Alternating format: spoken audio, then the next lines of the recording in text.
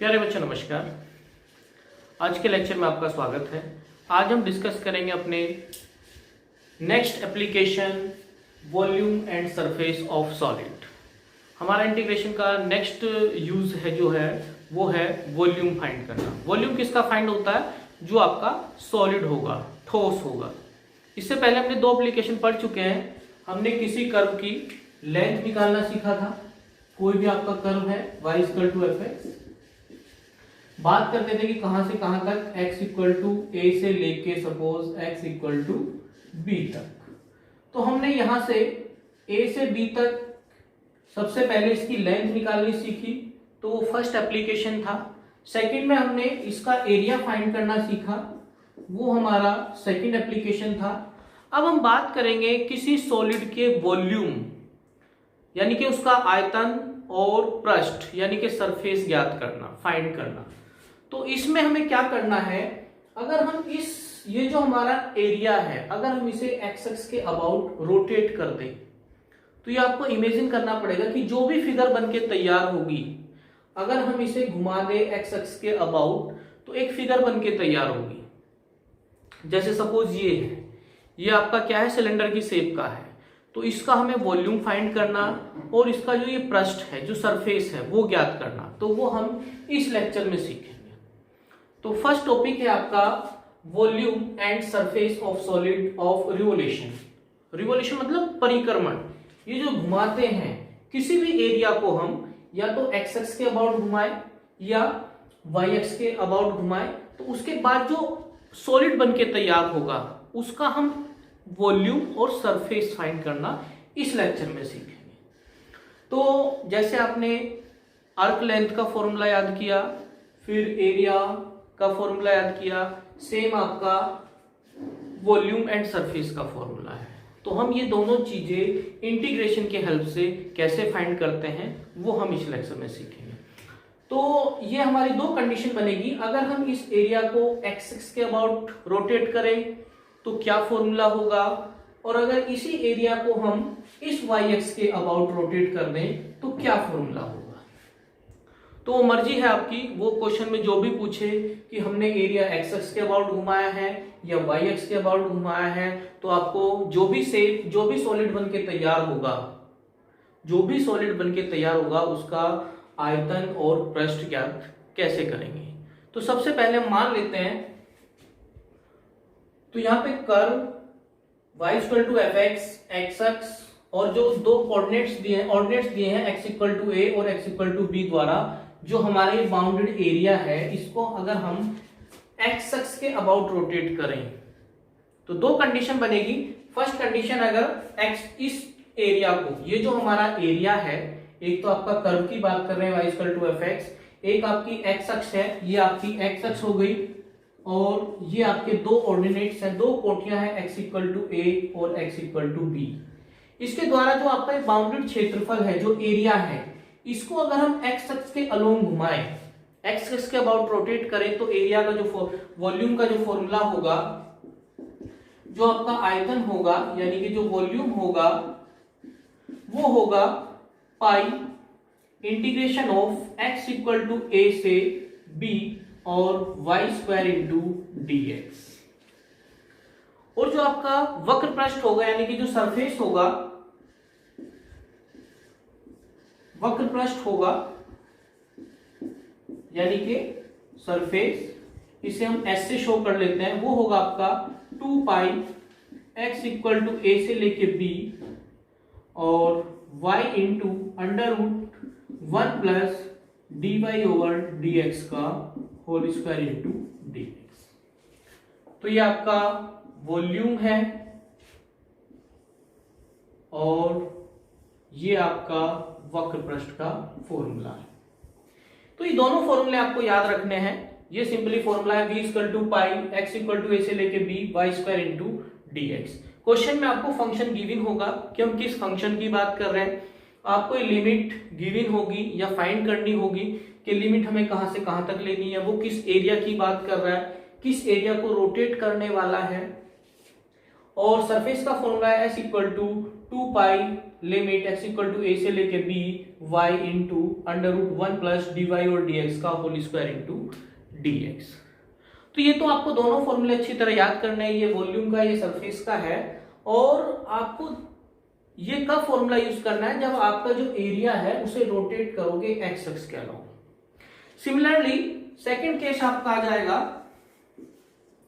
कि हम इसे अगर रोटेटेड कर दें अबाउट वाई एक्सिस, अगर हम वाई एक्स के अलोंग यानी कि वाई एक्स के इसको एक्स एक्स ना कह के वो कहता है कि इसको वाई एक्स के अबाउट रोटेट करो, तो आपका फॉर्मूला यही रहेगा, बस जहां भी आपका y है वहां पे x यूज होगा, जहां x है वहां पे y यूज हो जाए।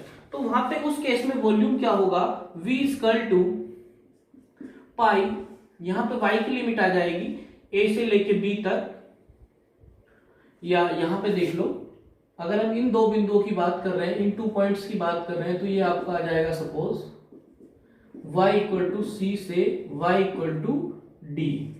तो लिमिट आपकी y इक्वल टू c से d चली जाएगी और यहां पे आपका एक्स स्क्वायर आ जाएगा और यहां पे आपका dy आ जाएगा। और अगर हम सरफेस की बात करें, ये तो आपका आ गया वॉल्यूम। अगर हम सरफेस की बात करें तो सरफेस आपका आ जाएगा s equal to 2 pi limit वही y की c से d और यहां पे x into under root 1 plus dx upon dy का होल स्क्वायर इंटू dy।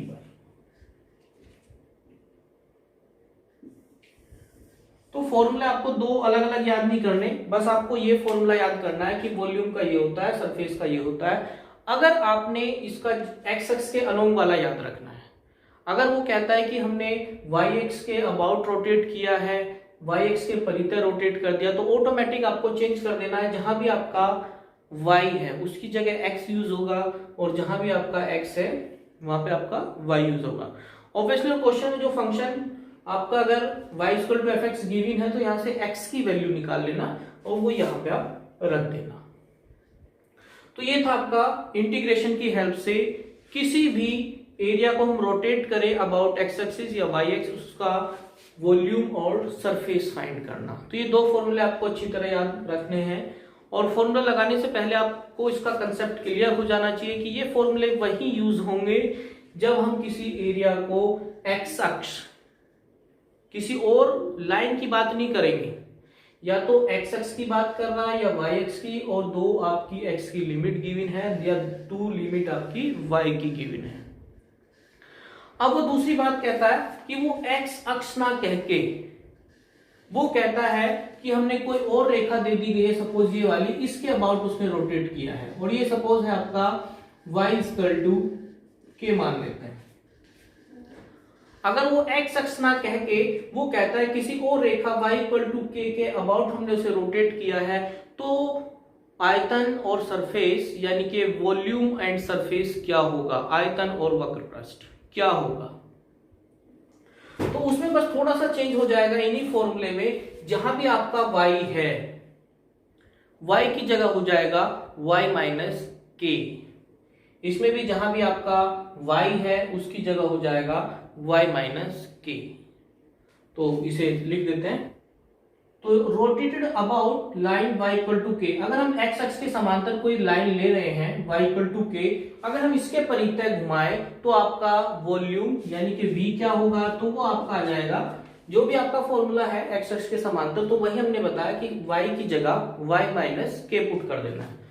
तो पाई x इक्वल टू a से b और यहाँ पे आ जाएगा y माइनस के का होल स्क्वायर इंटू dx, और जो सरफेस आपका आ जाएगा 2 pi x equal to a से लेके b और ये आ जाएगा आपका y minus K into under root 1 plus dy और dx का होल स्क्वायर इंटू dx। तो ये दोनों फॉर्मूले हैं जो आपको याद रखने हैं, बस बहुत थोड़ा सा अंतर है, आपको केवल फॉर्मूला तो यही याद रखना है। हमने आपको बताया कि अगर आपको इस एरिया को एक्स अक्ष के अलोंग रोटेट करोगे और उसके परिधि घुमाओगे तो आपका फॉर्मूला ये है। अगर उसी के समांतर कोई रेखा है y इक्वल टू के, उसने कहा कि एक्स एक्स के अलोंग अबाउट ना रोटेट करो, उसके समांतर कोई दूसरी रेखा है उसके अबाउट रोटेट करना है। तो जहां भी आपका y है तो यहां से आपका y माइनस के उसकी जगह पुट कर देंगे। सिमिलरली अगर आपका वो कहता है कि इस लाइन के ना कह के वो कहता है कि y x के समांतर, तो यहाँ पे क्या आ जाएगा आपका x equal to suppose h है, तो इसी क्वेश्चन में सिंपल x की जगह x माइनस h पुट हो जाएगा। तो ये डिफरेंट केसेस है, आपको ज्यादा कंफ्यूज नहीं होना है, केवल एक फॉर्मूला हमने कहा ये वाला याद रखो, और अगर उसके पैरेलल कोई लाइन है तो y की जगह माइनस किया जाएगा। बाकी अगर वो x ना कह के y है तो जहां भी आपका x है उसकी जगह y पुट करेंगे, जहां भी आपका y है उसकी जगह x पुट करेंगे। तो बस इसमें थोड़ा सा ज्यादा परेशान होने की जरूरत नहीं, केवल थोड़ा सा ही आपको याद रखना है, केवल ये वाला फॉर्मूला इंपॉर्टेंट है, ये दोनों ये आपको याद कर लेते हैं, ये और ये। अब इसके ऊपर हम एक दो क्वेश्चन लेके चलते हैं ताकि ये चीजें आपको और क्लियर हो जाए। क्वेश्चन है आपका, find the volume of solid generated when area between parabola y square is equal to 4ax and its latest rectum is rotated about x axis by definite integration। आपको एक एरिया गिवन है parabola हमने पिछले lecture में भी आपको बताया था किस तरह से। आपको इक्वेशन है, सॉल्यूशन लेके चलते हैं इसका। तो इक्वेशन ऑफ पैराबोला की जो इक्वेशन गिवन है वो क्या है, y square equal to 4ax। तो इसका जो डायग्राम है कुछ इस तरह बनेगा, x एक्सिस है ये आपका, ये y है, तो ये आपका ओरिजिन है मूल बिंदु 0 0, तो कुछ इस तरह डायग्राम जाता है पैराबोला का। ये आपका y square equal to 4ax। तो एक तो उसने पैराबोला की बात करी है कि जो एरिया आपका between parabola and it's latus rectum, जो इसका नाभिलंब होता है वो यहां को जाएगा होके, इस एरिया की बात की गई है एल डैश, और इसे भी मान लेते हैं कोई बिंदु एम मान लो चलो। तो हमें इसके कोऑर्डिनेट भी पता होते हैं, जो भी इसका इक्वेशन है y square equal to 4x, ये आपका इसकी नाभि है तो उसके निर्देशांक हो जाते हैं कोऑर्डिनेट a 0। तो उसने ये कहा है कि ये जो एरिया है हमारा, इसे हमने रोटेट किया है अबाउट एक्स एक्सिस। तो जैसे हमने इसको रोटेट किया, अगर हम इसकी बात करें, इसको रोटेट करेंगे एक्स एक्स के अलोंग, तो एक तो उसने बात करी है दो, हमें एक्स की लिमिट पता लग गई, एक्स इक्वल टू 0 से a, और दूसरा हमें कर्व भी पता लग गया है, और ये तीसरी चीज उसने बता दी कि वो एक्स एक्स के अलोंग अबाउट रोटेट कर रहा है। तो हमें अब वॉल्यूम फाइंड करना है, आयतन फाइंड करना है by the help of definite integral. तो जो हमारा फॉर्मूला होता है वॉल्यूम का वो क्या होगा, जो हमारा फॉर्मूला होता है वॉल्यूम का वो क्या होगा, हमने बताया x की एक तो पाई इंटू एक्स की लिमिट लेनी है a से b तक, और y स्क्वायर इंटू dx, ये तो है हमारा फॉर्मूला। तो बाय फॉर्मूला हमने देखा कि ये फॉर्मूला होता है। अब हम अपने क्वेश्चन पे जाएंगे, उसने इस एरिया को रोटेट किया है एक्स एक्स के। तो जो भी आपका सॉलिड, या इसका जरा इमेजिन करो आप लोग कि जो भी चीजें बन के तैयार होगी उस सॉलिड का आपको आयतन फाइंड करना है। पिछले लेक्चर में हमने इसका वॉल्यूम एरिया तो फाइंड करना सीख लिया था। अब हम इसको घुमा दिया, हमने इसको घुमा दिया एक्स एक्स, ये जो लाइन दिखाई दे रही है, उसके बाद जो घुमाने के बाद एक सॉलिड बन के तैयार होगा, जो भी फिगर बन के तैयार होगी उसका हमें आयतन ज्ञात करना है। अब आयतन का हमने अभी फॉर्मूला बताया था, pi into integral x equal to a से b तक y स्क्वायर इंटू dx। अब आपको इसमें सारी क्वेश्चन में सारी चीजें गिवन है। x की लिमिट में हमें पता है कि ये जो है आपका एरिया x इक्वल टू 0 से x इक्वल टू a तक जा रहा है क्या, तो हमने लिमिट रखी x इक्वल टू 0 से a। y स्क्वायर हमें क्वेश्चन में गिवन है 4ax इंटू dx। सिंपली इसका इंटीग्रेशन करना है, 4a कांस्टेंट, x का आपका आ जाएगा x स्क्वायर अपॉन 2, और ये आपकी लिमिट आ जाएगी 0 से a, तो ये आपका आ जाएगा पाई, हमने छोड़ दिया पाई, तो 4a पाई, और ये आपका आ जाएगा a स्क्वायर अपॉन 2, तो ये आ गया 2 2 यानी कि 2 पाई a क्यूब इसका आयतन। तो इस तरह आपको क्वेश्चन में ये चीजें अप्लाई करनी है। बहुत इजी क्वेश्चन आएगा आपके एग्जाम में भी, या आपके बस आपको डायरेक्ट फॉर्मूला याद करना है कि आयतन का जो फॉर्मूला है पाई इंटू इंटीग्रल a से b तक y square into d x. उसने इस एरिया को एक्स एक्स के अबाउट रोटेट किया है, तो ये फॉर्मूला है। अगर वो यही कहता कि इस एरिया को हमने वाई एक्स के अबाउट रोटेट किया है, तो क्वेश्चन बहुत सिंपल आ जाता है कि यहाँ पे केवल फॉर्मूला चेंज हो जाता है। जहां भी आपका y है उसकी जगह x आ जाएगा, जहां x है उसकी जगह y आ जाएगा। यहां से x की लिमिट निकाल के यहां रख देंगे, इंटीग्रल करेंगे, लिमिट रखेंगे, आंसर आ जाएगा। तो आपको कंफ्यूज नहीं होना है। अगर उसने रोटेट किया है x एक्स के, तो क्या फॉर्मूला यूज करना है, केवल आपको ये याद रखना है। अब नेक्स्ट क्वेश्चन है, तो दीर्घवृत्त यानी कि ellipse x square upon A square plus y square upon b square equal to 1 को दीर्घाक्ष यानी कि मेजर एक्सिस के अबाउट रोटेट करने पर जो जनरेटेड सॉलिड बनेगा उसका हमें वॉल्यूम फाइंड करना है, आयतन। तो इसका फिगर देख लेते हैं। इसका सॉल्यूशन हम इक्वेशन ऑफ एलिप्स की बात कर लेते हैं। तो इसका फिगर कैसे बनेगा, कुछ इस तरह जाएगा इसका फिगर।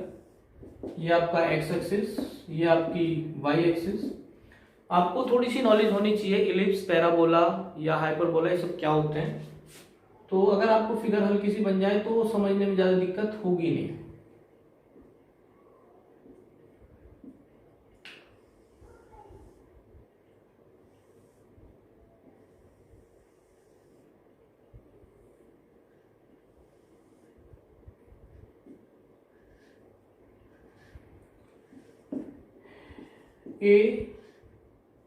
ए डैश बी बी डैश, इस तरह से आपका इलिप्स होता है। तो इसमें ये इसका ओरिजिन 0 0 और ए डैश बी डैश, तो ये आपका इलिप्स है। इसकी इक्वेशन गिवन है x square upon A square plus y square upon b square equal to 1। तो इसमें जो ये वाली ए है वो ये वाली होती है लेंथ ए, और जो ये वाली यहाँ पे गिवन होता है वो ये वाली चीज होती है बी। तो जो इसकी बड़े वाली अक्ष है जो आपको दिखने में बड़ी लग रही है, इसकी 2 अक्ष है, एक तो ए डैश और एक बी डैश। तो इसे तो कहेंगे मेजर एक्सिस ए डैश आपकी बड़ी वाली है जिसे हम दीर्घाक्ष कहेंगे। एक आपकी अक्ष बी डैश है, इसे हम लघु अक्ष यानी कि माइनर एक्सिस। तो उसने इस फिगर को एक्स अक्ष के अबाउट रोटेट किया है। तो आपको एक्स की लिमिट गिवन पता होनी चाहिए। तो हम इस वाले हिस्से को जैसे ही रोटेट करेंगे तो हमें एक तो कर्व पता होना चाहिए, वो आपको गिवन है y x square upon A square plus y square upon b square equal to 1। तो हम यहां से इसे सॉल्व कर सकते हैं। B square equal to 1 minus x square upon A square यानी कि y square equal to b square into 1 minus x square upon A square. आपको वाई की वैल्यू चाहिए थी, वो मिल गई। एक आपको वॉल्यूम फाइंड करने के लिए क्या चाहिए, एक्स की लिमिट चाहिए। तो ये कहां से कहां तक जा रहा है, ये आपका a है, तो x equal to minus a. X की नेगेटिव साइड है तो माइनस ए लेंगे, ये इसकी पॉजिटिव साइड है तो यहाँ पे x इक्वल टू ए आ जाए। तो ये जो एरिया है वो कहां से कहां तक जा रहा है, x इक्वल टू माइनस ए से a तक जा रहा है। रोटेट किसके अबाउट किया गया है, x अक्ष के। तो जैसे हमने इसको x अक्ष के अबाउट रोटेट किया तो हमारा एक सॉलिड बन के तैयार होगा। उस सॉलिड का हमें वॉल्यूम फाइंड करना है। तो वॉल्यूम क्या होगा, फिर से हमारा जो फॉर्मूला है वॉल्यूम का, v equal to pi under root x equal to A से लेके b तक और y square into d x. तो क्या होगा, पाई लिमिट हमें पता है माइनस ए से a, और वाई स्क्वायर की लिमिट हम निकाल चुके, वाई स्क्वायर की वैल्यू निकाल चुके हैं 1 माइनस एक्स स्क्वायर अपॉन ए स्क्वायर इंटू डी एक्स। अब बस सिंपल इसे सॉल्व करना है। तो b बाहर निकल जाएगा, पाई बी स्क्वायर 1 का x आ जाएगा माइनस 1 अपॉन ए square into x cube upon 3, और लिमिट चली जाएगी माइनस ए से a। हालांकि यहाँ पे आप डेफिनेट इंटीग्रल की जो प्रॉपर्टी थी माइनस ए से ए वो ट्वाइस हो जाता था, वो प्रॉपर्टी भी लगा सकते हैं या डायरेक्ट इंटीग्रल भी कर सकते हैं। तो हमने डायरेक्ट इंटीग्रल किया है तो पाई बी स्क्वायर। अब इसके बाद हम लिमिट रख रहे हैं, सबसे पहले ए रखेंगे, ए माइनस 1/3 ए स्क्वायर इंटू ए क्यूब। अब माइनस नीचे वाली लिमिट रखेंगे, माइनस का ए माइनस ये हो जाएगा तो माइनस माइनस प्लस ए क्यूब अपॉन 3 ए स्क्वायर। माइनस में कंफ्यूज नहीं होना है, माइनस जैसे आप एक्स क्यूब है तो 3 बार जब मल्टीप्लाई करोगे तो माइनस ही रहेगा। तो pi B square A minus, इससे ये खत्म हो जाएगा, A upon 3 plus A minus A upon 3। तो ये आपका आ जाएगा pi B square into 2a minus 2a upon 3। इसे हम सॉल्व करेंगे, pi B square 6a minus 2a upon 3 pi B square into 4a upon 3। तो यह आ जाएगा 4 upon 3 pi A B square. तो केवल फॉर्मूला इंटीग्रेशन की हेल्प से हमें एक इलिप्स का वॉल्यूम फाइंड करना था, जो इलिप्स आपका एक्स अक्ष के अबाउट रोटेट किया गया है। तो सिंपल आपका फॉर्मूला आपको याद रखना है कि जो वॉल्यूम का फॉर्मूला है, इससे आपको देखना होगा क्या क्या चीजों की रिक्वायरमेंट पड़ती है। एक तो आपका फंक्शन गिवन होना चाहिए, एक आपकी लिमिट गिवन पता हमें लग जानी चाहिए कि कहां से कहां तक की बात की जा रही है। अगर इसी को वो वाई एक्स के अबाउट रोटेट करता, सपोज इसी को वो वाई एक्स के अबाउट रोटेट करेगा, तो जो भी फिगर बन के तैयार होगी आपको उसका वॉल्यूम फाइंड करना है। तो आपको एक्स स्क्वायर, फॉर्मूले में एक्स स्क्वायर आ जाएगा और लिमिट आपकी माइनस बी से बी चली जाएगी। यहां पे आपकी जो लिमिट होगी y equal to minus b और यहां पे जो लिमिट होगी y इक्वल टू बी। तो आप दोनों में से किसी इस एरिया को या तो एक्स एक्स के अबाउट रोटेट करा दो या वाई एक्स के अबाउट रोटेट करा दो, वो आपकी मर्जी है, वॉल्यूम तब भी यही आएगा। क्लियर? नेक्स्ट है आपका find the volume and total surface of cone. सबसे पहले आपको कोन पता होना चाहिए हमें, कोन का वॉल्यूम एंड टोटल सरफेस, यानी कि कोन आपका किस फिगर का होता है। सबसे पहले हम आपको कोन बता देते हैं। शंकु, जो आपकी बर्थडे वाली कैप होती है कुछ इस तरह से होता है, लेकिन सॉलिड होता है, वो खोखली नहीं होती। तो इस तरह की जो शेप है वो आपका कोन होता है। ये इसकी हाइट होती है h और ये इसकी रेडियस होती है r। तो वो ये कह रहा है कि डेफिनिट इंटीग्रल की हेल्प से, समाकलन विधि से उस शंकु का आयतन और संपूर्ण पृष्ठ ज्ञात करना है जिसकी ऊंचाई h है और रेडियस r है।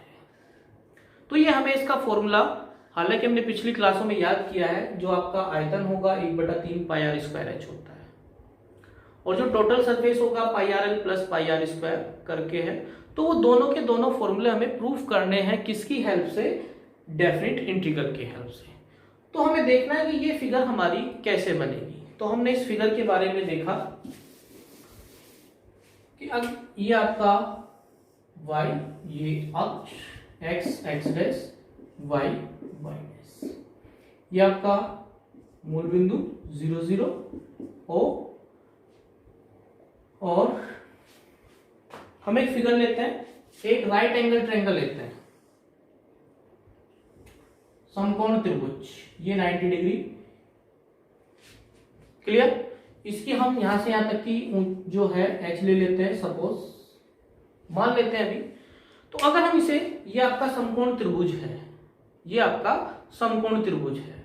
तो अगर अब हमारी ये जो रेखा है x एक्सिस, इसको घुमा दे, इसको ऐसे घुमा दे, तो घुमाने के बाद क्या होगा, आपकी इस तरह की फिगर बन जाएगी।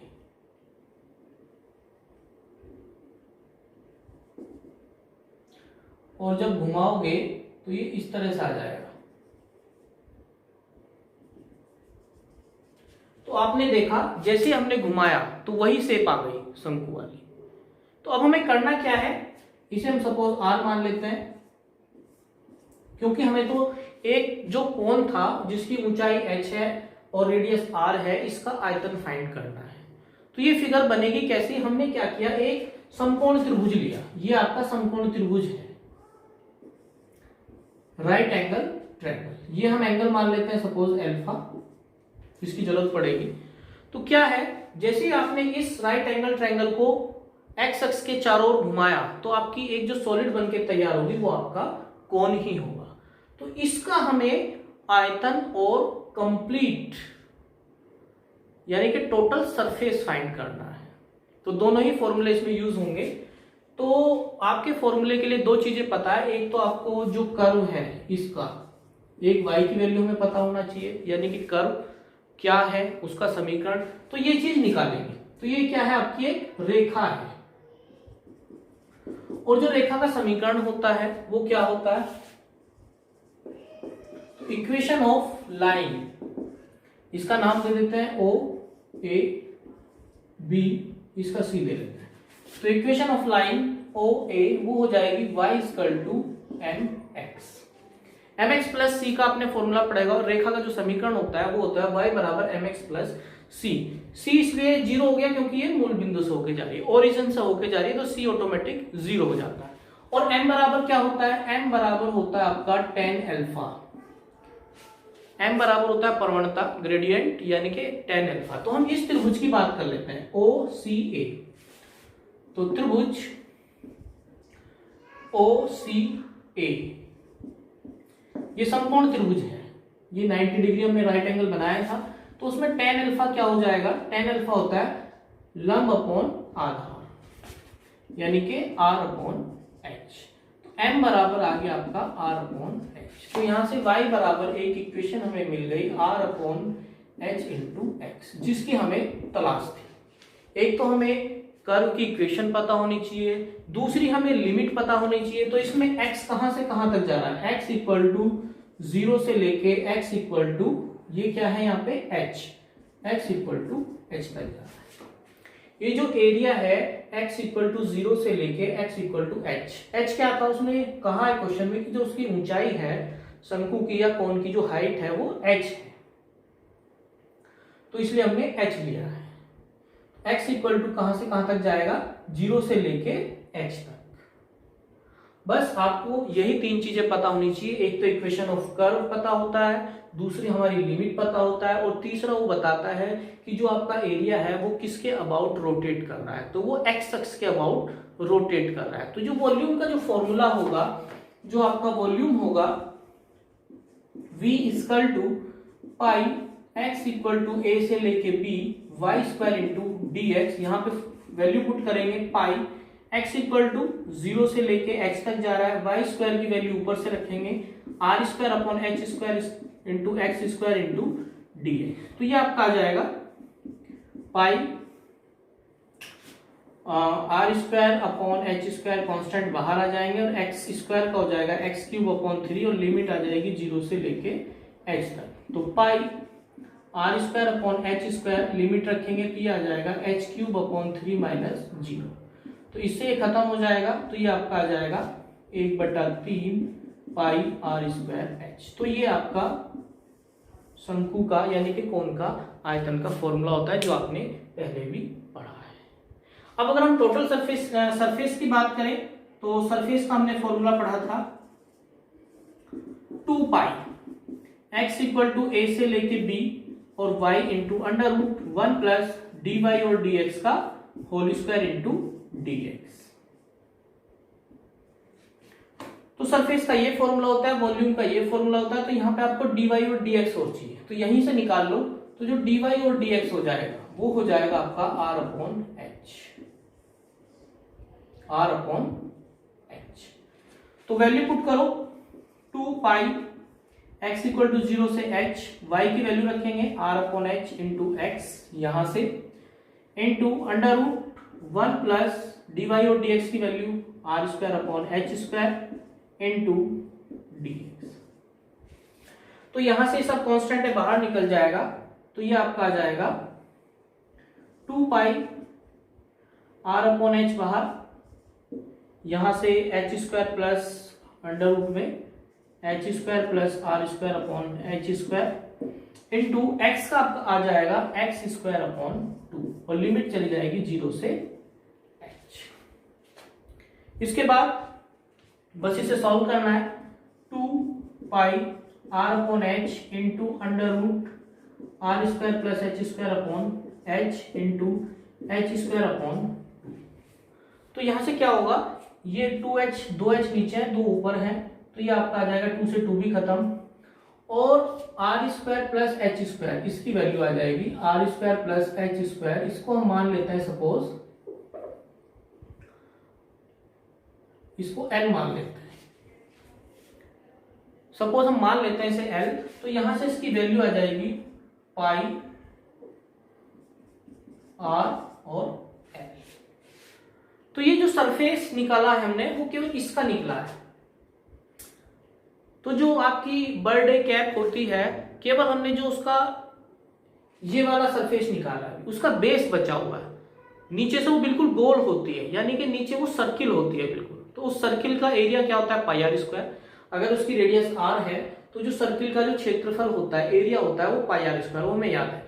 तो टोटल कंप्लीट तभी निकलेगा जब इसको और उसको हम ऐड करेंगे। उसने टोटल फाइंड करा है तो यही लिख देता है। तो जो टोटल सरफेस आएगा, टोटल सरफेस ऑफ कोन की जब आप बात करेंगे तो वो आपका आ जाएगा पाई आर एल प्लस आधार का क्षेत्रफल, यानी कि वक्र पृष्ठ और उसका जो आधार का जो क्षेत्रफल है वो हम दोनों ऐड कर देंगे। तो ये आपका आ जाएगा पाई आर कॉमन, तो ये आ जाएगा एल प्लस आर। इसमें आपको जो मेन समझने वाली बात है कि हमें फाइंड क्या करना है। आपके जो दो फॉर्मूले हैं वो क्या निकालते हैं, जो भी आपने ये ट्रायंगल, जो त्रिभुज आपने घुमाया था, आप एक फिगर बना लेना, इसके ऊपर एक ट्रायंगल चिपकाओ और उसे ऐसे घुमाओ और फिर उसे ऐसे देखो, तो आपको पता लग जाएगा कि वो क्या बन रहा है। तो वो आपका एक कोन बन जाएगा। कोन बनने के बाद जो बाहर बाहर का उसका जो पृष्ठ है वो तो हमने फॉर्मूले से निकाल दिया, ये आपका फॉर्मूला है। ये केवल बाहर बाहर का पृष्ठ निकलेगा जो घूम रहा है। बाकी जो बेस बन के तैयार हो रहा है वो आपका सर्किल है, वो आपको पता ही है, वृत्त। और वृत्त का क्षेत्रफल क्या होता है वो आपको पता ही है, पाई आर स्क्वायर। तो जैसे ही आप उसने अगर केवल सरफेस की बात करता है वो, कि उसका जो वक्र पृष्ठ है, सरफेस है, तो केवल पाई आर एल हो जाएगा। लेकिन अगर टोटल की बात करें तो उसमें पाई आर स्क्वायर और ऐड करना पड़ेगा, तो pi R into L plus R हो जाएगा। तो इन दोनों क्वेश्चन, ये दोनों जो भी फॉर्मूले थे आपके वॉल्यूम एंड सरफेस, उनके ऊपर हमने 2-3 एग्जाम्पल के द्वारा आपको समझाने की कोशिश की है। स्टार्टिंग में हमने आपको 2 फॉर्मूले बताए हैं, आयतन और सरफेस कैसे ज्ञात करना है with the help of definite integral की हेल्प से। बाकी हम नेक्स्ट लेक्चर में आपको पढ़ाएंगे और ज़्यादा आपको क्लियर हो जाएगा। बाकी आज के लेक्चर में बस इतना ही। Thank you.